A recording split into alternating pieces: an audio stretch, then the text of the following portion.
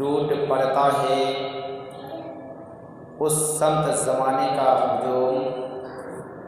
ٹوٹ پڑتا ہے اسی سمت زمانے کا ہجوم، شاہ کونین کے دیوانے جدھر جاتے ہیں، شاہ کونین کے دیوانے جدھر جاتے ہیں۔ اے خدا سازندہ عرش بری، اے خدا سازندہ عرش بری، شام را دادی تو زلف عنبری، شام را دادی تو زلف عنبری، روز را با شمع کا فورائے کریم، روز را با شمع کافور اے کریم، کدائے روشن تر از عقل سلیم، کدائے روشن تر از عقل سلیم، اے خدا سازندہ عرش بری، شام را دادی تو زلف عنبری۔ دل کے نفوس میں ہیں انہیں رکھنا سنبھال کر، دل کے نفوس ہیں انہیں رکھنا سنبھال کر، کاغذ پہ لکھ دیا ہے کلیجہ نکال کر، کاغذ پہ لکھ دیا ہے کلیجہ نکال کر، میری قسمت سے الہی پائیں یہ رنگ قبول، میری قسمت سے الہی پائیں یہ رنگ قبول، پھول کچھ میں نے چنے ہیں ان کے دامہ کے لیے، پھول کچھ میں نے چنے ہیں ان کے دامہ کے لیے، ٹوٹ پڑتا ہے اسی سمت زمانے کا ہجوم، شاہ کونین کے دیوانے جدھر جاتے ہیں۔ معزز سامعین کرام، اللہ تبارک و تعالی قرآن مقدس میں ارشاد فرماتا ہے کہ وَمَا أَرْسَلْنَاكَ إِلَّا رَحْمَةً لِّلْعَالَمِينَ، اے محبوب صلی اللہ علیہ وسلم ہم نے آپ کو سارے جہان کے لیے رحمت بنا کر بھیجا ہے۔ حضرات محترم، بات اور ذکر چل رہا ہے اعلان نبوت کا، اعلان نبوت کے بعد کا۔ ہمارے آقا علیہ الصلوۃ والسلام نے جب اعلان نبوت فرمائی تو طرح طرح کے مصائب کو سامنا کرنا پڑا۔ اس کے بعد بھی جب دنیا کی اور اسلام کی سب سے پہلی جنگ، جسے جنگ بدر کے نام سے جانا اور پہچانا جاتا ہے، جب جنگ بدر کا معاملہ آیا، اس سے قبل آپ نے 13 سالہ زندگی اعلان نبوت کے بعد اور مکمل زندگی 53 سالہ زندگی آپ نے مکۃ المکرمہ میں گزاری۔ مکۃ المکرمہ میں جب آپ اعلان نبوت فرمائے تو آپ کے بہت زیادہ باغی ہو گئے، بہت زیادہ دشمن ہو گئے، دین کی تبلیغ پھر بھی فرماتے رہے۔ جب کفار و مشرکین پریشان ہو گئے، حیران ہو گئے، عاجز آ گئے، تب وہ حضرت علی کے والد کے پاس یعنی کہ ابو طالب کے پاس کفار مکہ آتے ہیں، وہاں کے جو امیر ہوتے ہیں وہ آتے ہیں حضرت علی کے والد محترم کے پاس۔ آنے کے بعد وہ تمام قریش مکہ یہ کہتے ہیں کہ اے علی کے والد ابو طالب، آپ اپنا بھتیجا سے کہیے کہ وہ اپنے دین سے باز آ جائیں، رک جائیں، اگر اس کے لیے وہ کرسی و حکومت مانگیں گے ہم وہ بھی دینے کے لیے تیار ہیں، اگر وہ مکہ کے بڑے بڑے امیروں کے گھر میں سے کوئی خوبصورت حسین و جمیل لڑکی سے نکاح کرنا چاہیں گے ہم وہ بھی کرنے کے لیے تیار ہیں، اگر وہ چاہیں کہ ہماری پوری سلطنت لے لیں تو ہم وہ بھی دینے کے لیے تیار ہیں، اگر چاہیں کہ ہم ان کی مرضی کے مطابق چلیں تو ہم اس کے لیے بھی تیار ہیں۔ ہماری طرف سے صرف اتنی التجا ہے کہ وہ ہمارے بتوں کو، ہمارے خداؤں کو برا بھلا نہ کہیں، بلکہ اپنے دین تبلیغ کو روک دیں، دین تبلیغ کو بند کر دیں۔ اس وقت حضرت علی کے والد ابو طالب اپنے بھتیجے भतीजा मोहम्मद अरबी सल्लल्लाहु ताला अलैहि वसल्लम को बुलाते हैं और बुलाने के बाद कहते हैं, ए भतीजा मोहम्मद, क्या तुमने ये सुना कि ये मक्का वाले क्या कह रहे हैं? क्या तुमने ये सुना कि मक्का यहाँ कुरैश मक्का क्या कह रहे हैं? हज़रात मोहतरम उस वक्त हमारे आका अलैहिस्सलातु वस्सलाम इरशाद फरमाते हैं कि ए चचा अबू तालिब, मैंने इनकी सारी बातों को सुनी, मगर याद रख लीजिएगा ये मक्का वाले एक हाथ में मेरे चांद और सितारे को दे दें, दूसरे हाथ में मेरे सूरज को दे दें, उसके बावजूद भी अगर ये कहें कि मैं अपने दीन की तबलीग से रुक जाऊं, अगर ये मुझसे कहें कि मैं अपने पैगाम हक़ को बुलंद करने से रुक जाऊं, तो ये हरगिज़ नहीं हो सकता है। भले हमारे ऊपर जो होने का होगा हो जाएगा। हज़रात मोहतरम वह लोग जब आजिज़ आने लगे, फिर इन लोगों ने एक मशवरा किया कि मोहम्मद ऐसे तो मानेंगे नहीं, चलो दूसरी बातों की मीटिंगें करते हैं। जब दूसरी बातों की मीटिंगें हुई तो ये लोग कहने लगे कि चलो मोहम्मद के सामने में जाते हैं सल्लल्लाहु ताला अलैहि वसल्लम, और जाने के बाद कहते हैं कि ऐसा है मोहम्मद, तुम ऐसा करो, तुम कहते हो एक खुदा की पूजा करने के लिए, तुम कहते हो एक खुदा की इबादत करने के लिए, तुम कहते हो एक खुदा को परस्तिश करने के लिए, चलो हम तैयार हैं तुम्हारे एक खुदा को मानने के लिए, हम तैयार हैं तुम्हारे एक खुदा को पूजा करने के लिए, हम तैयार हैं तुम्हारे एक खुदा को परस्तिश करने के लिए, हम तैयार हैं तुम्हारे एक खुदा को सजदा करने के लिए, मगर जिस तरह से हम तुम्हारे खुदा को सजदा करेंगे, ऐसा करो को हम दीन को मुतय्यन कर लेते हैं। हफ्ता दिन या 10 दिन या 15 दिनों का एक हम जो है वक्त को मुतय्यन कर लेते हैं। जितने दिन तुम्हारे खुदाओं को हम पूजा करेंगे, जितने दिन तुम्हारे खुदाओं की इबादत हम करेंगे, जितने दिन हम तुम्हारे खुदाओं की इबादत करेंगे, उतने ही दिन तुम हमारे खुदा को पूजा करना, उतने ही दिन तुम हमारे खुदाओं को सजदा करना, उतने ही दिन तुम हमारे माबूदाने बातिला को तुम सजदा करना, परस्तिश करना। हमारे आका अलैहिस्सलातु वस्सलाम इरशाद फरमाते हैं कि ए बातिल परस्तो, एक कुफारो मुश्रिकों, याद रख लेना ये हमसे हरगिज़ नहीं हो पाएगा। तुझे मानना है तो मान ले, वरना मत मान। जब ये हालात देखे, ये आलम देखे, तो यही कुफारो मुश्रिकीन जब कहने लगे कि ये बहुत ज़्यादा हद से ज़्यादा बढ़ने लगे, जब पैगम्बर आज़म अलैहिस्सलातु वस्सलाम की एक तो ये बात मानने के लिए तैयार नहीं, दूसरी बात रब्बे काबा ज़ुल जलाली वल इकराम की शान में गुस्ताखियाँ करने लगे। लास्ट में रब्बे काबा ने इरशाद फरमाया कुल या अय्युहल काफिरून, पहले रब्बे काबा ने फरमाया ए महबूब आप कह दीजिए ए काफिर व मुश्रिकीन, तो काफिर है। क्या काफिर है? तो काफिर है ला आबुदु मा ताबुदून, तुम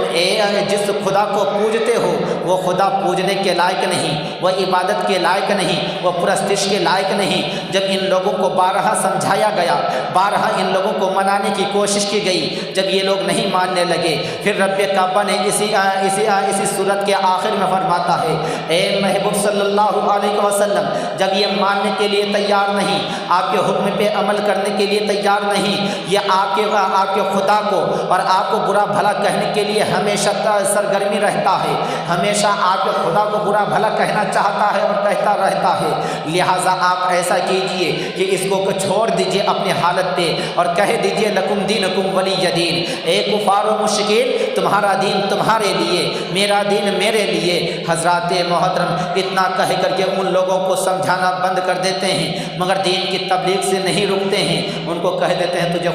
जिस खुदा को पूजना है पूज ले, जिस मूर्तियों को पूजना है पूज ले, हम जिस खुदा को पूजते हैं हम पूजते रहेंगे। मगर याद रख लेना जो तुम 3 करोड़ खुदाओं को पूजते हो, कभी समंदर को पूज लेते हो, जब समंदर आते हैं तो समंदर को पूज लेते हो, समंदर ख़त्म होते हैं इतने ही देर में देखते हो कि हवा चलने लगती है, तो हवा को तुम पूजना शुरू कर देते हो, हवा आनन फानन आते आते ख़त्म हो जाता है,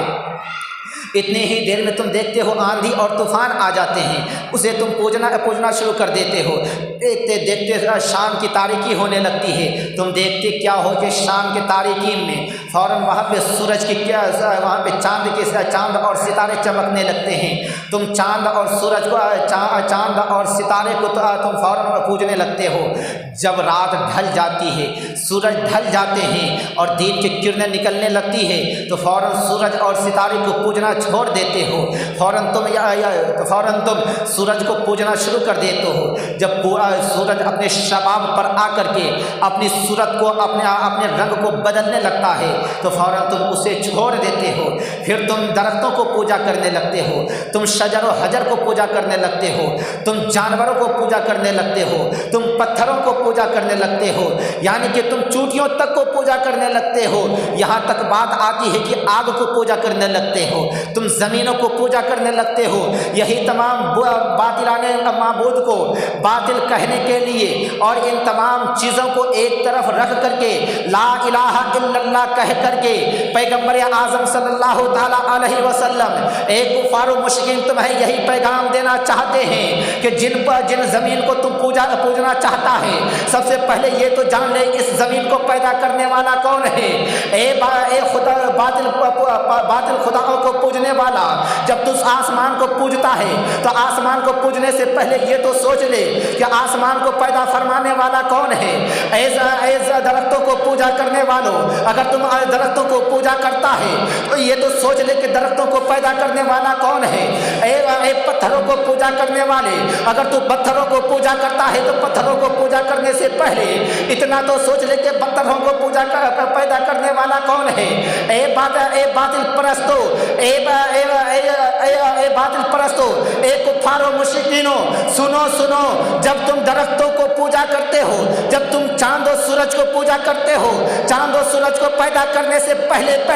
تم اتنا تو سوچ لو کہ چاند و سورج کو پیدا کرنے والا کون ہے، شجر و حجر کو پیدا کرنے والا کون ہے، زمین و آسمان کو پیدا کرنے والا کون ہے، یہاں تک کہ چرندوں پرندوں کو جس کو تم پوجا کرتے ہو، جس کو تم خدا سمجھتے ہو، اسے پیدا کرنے والا کون ہے۔ جب یہاں تک بات آتی ہے، تم سمندروں کو پوجا کرنے کے لیے جاتے ہو، سمندروں کو پیدا کرنے والا کون ہے۔ تم آگوں کو پوجا کرنے کے لیے جاتے ہو، آگوں کا پیدا کرنے والا کون ہے۔ تم چوٹیاں کو پوجا کرنے کے لیے جاتے ہو، وہ چوٹیاں کو پیدا کرنے والا کون ہے۔ جب ان تمام باطلانے خدا کو تم نچوڑ کر کے ایک جگہ لاتے ہو تو یہاں پہ ایک شبد آتا ہے، وہ آتا ہے لا الہ الا اللہ، نہیں ہے کوئی معبود سوائے اللہ کے۔ اے دنیا والو یاد رکھ لینا کہ یہ رب کعبہ کی ذات بابرکت ہے کہ رب کعبہ ہی ساری کائنات کو جنم دینے والا ہے، رب کعبہ ہی ساری کائنات کو پیدا کرنے والا ہے، رب کعبہ ہی زمین و آسمان کو پیدا کرنے والا ہے، رب کعبہ ہی درختوں کو پیدا کرنے والا ہے، رب کعبہ ہی شجر و حجر کو پیدا کرنے والا ہے، رب کعبہ ہی چاند و سورج کو جنم دینے والا ہے۔ یہاں تک کہ اے دنیا والو، جس تم سمندر کے اوپر ناز کرتے ہو، وہ سمندر کو بھی میرا رب العالمین پیدا کرنے والا ہے۔ اور کون رب العالمین؟ رب کعبہ قرآن مقدس میں ارشاد فرماتا ہے قل هو اللہ احد، اللہ ایک ہے، اللہ الصمد، وہ بے نیاز ہے، اس کے آگے پیچھے کوئی نہیں ہے، وہ رب کعبہ ہے جس کا نہ کوئی ماں ہے نہ باپ ہے، وہ رب کعبہ ہے جس کا نہ کوئی بیوی ہے نہ کوئی اولاد ہے، وہ رب کعبہ ہے نہ اس کو کوئی جنم دینے والا ہے، نہ اس کو کوئی جننے والا ہے، نہ اس کے اوپر کوئی حاکم مقرر ہے۔ اے دنیا والو، جب تمہاری سمجھ میں یہ آ گئی کہ رب کعبہ ہی ایک ایسی ذات ہے جو کائنات کو جنم دیا ہے، کائنات کو پیدا فرمایا ہے، وہی رب کعبہ تو ہے جس نے دنیا کو جنم دیا، وہی تو رب کعبہ ہے جو جب چاہے جس کی روح کو قبض کروا لے، وہی تو رب کعبہ ہے جسے چاہے تو زندگی دے دے، جسے چاہے تو موت دے دے۔ اے دنیا والو، جب تمہاری سمجھ میں یہ آ گئی کہ ایک ہی وہ رب کعبہ ہے جو دنیا کو پیدا فرمانے والا ہے، وہی رب کعبہ ہے جو کائنات کو جنم دینے والا ہے، وہی رب کعبہ ہے جو دنیا کو پیدا فرمانے والا ہے، وہی رب کعبہ ہے، وہ چاہے تو ہمیں زندگی دے سکتا ہے، وہ چاہے تو ہمیں موت دے سکتا ہے، اس کے سامنے کسی کی چلنے والی نہیں ہے۔ پھر ہم باطلانے خدا کو کیوں پوجا کرتے ہیں؟ پھر ہم غیر خداؤں کو کیوں پوجا کرتے ہیں؟ پھر ہم پتھروں کو کیوں پوجا کرتے ہیں؟ پھر ہم درختوں کو کیوں پوجا کرتے ہیں؟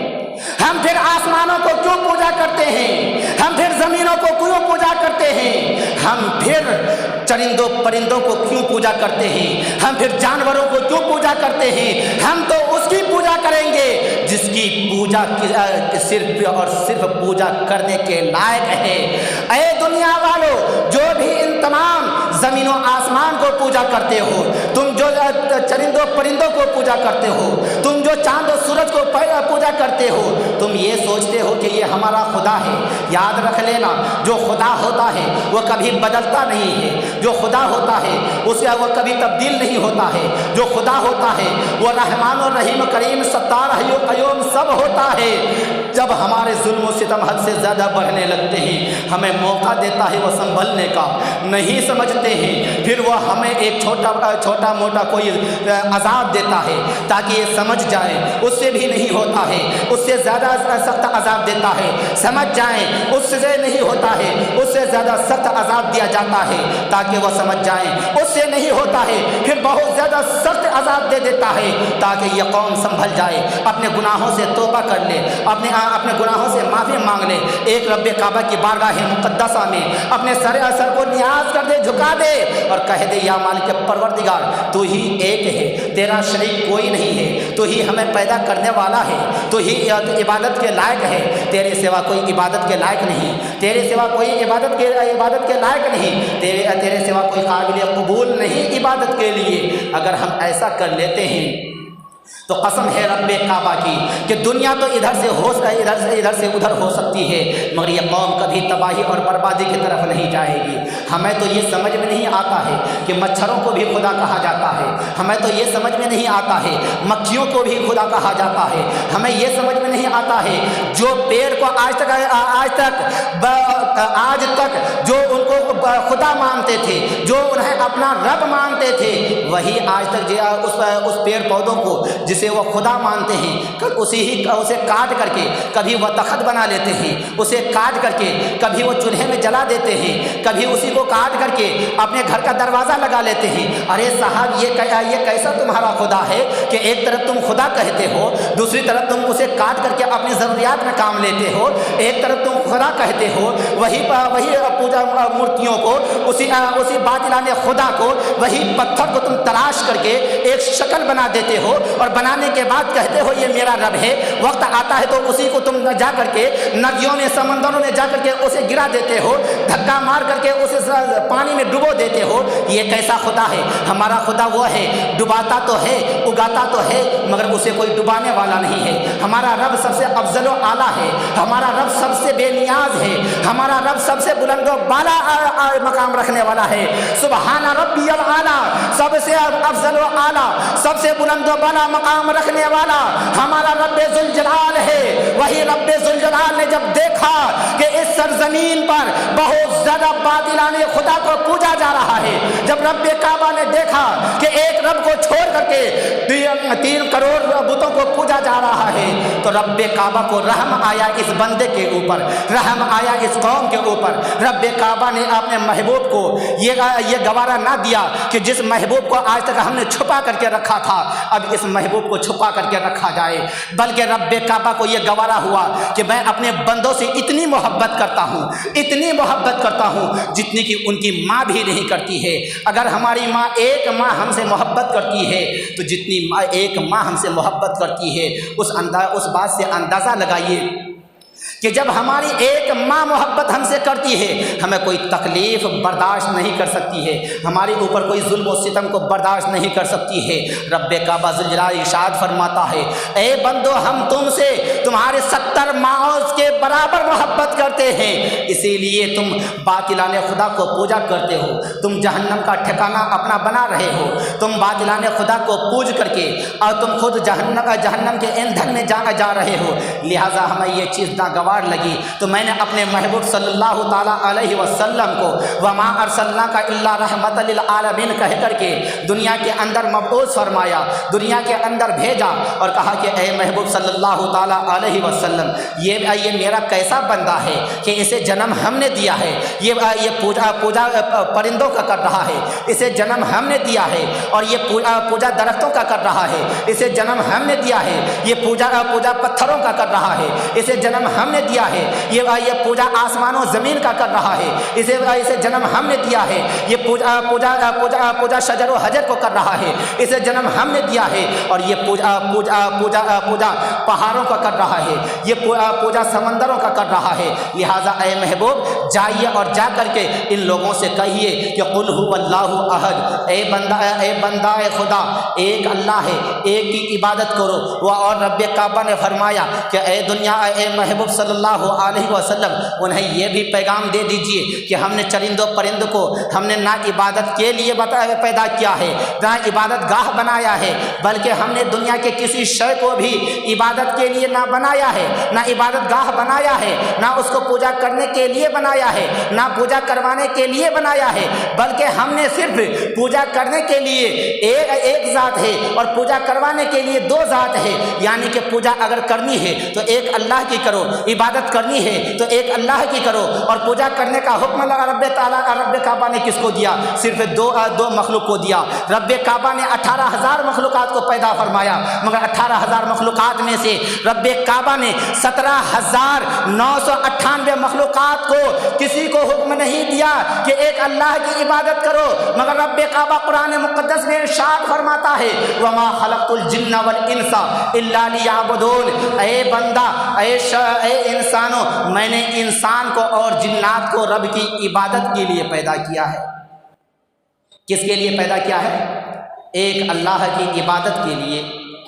وما خلقت الجن والانس الا لیعبدون، ہم نے جنات کو اور انسان کو عبادت کے لیے پیدا کیا ہے۔